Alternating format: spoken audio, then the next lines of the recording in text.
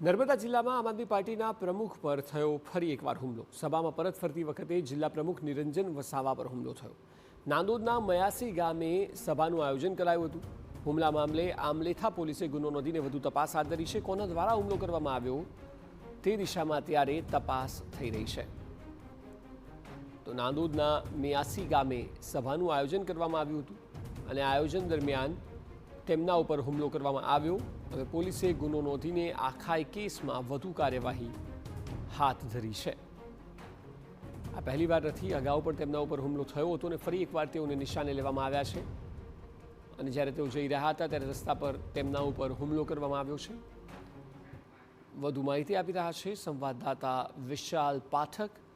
વિશાલ, જણાવો કે આખી વાતમાં ફરિયાદમાં નિરંજન વસાવાએ શું લખાવ્યું છે, શું કહ્યું છે?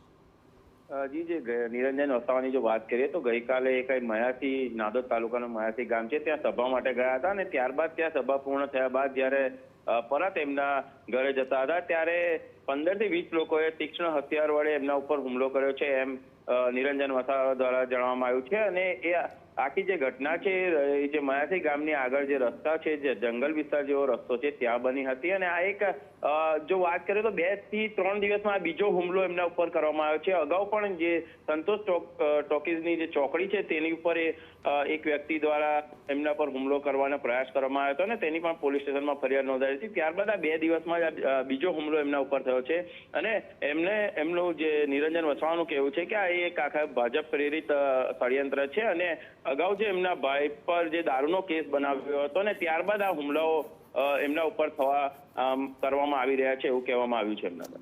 જી બિલકુલ વિશાલ, આભાર સમગ્ર માહિતી બદલ।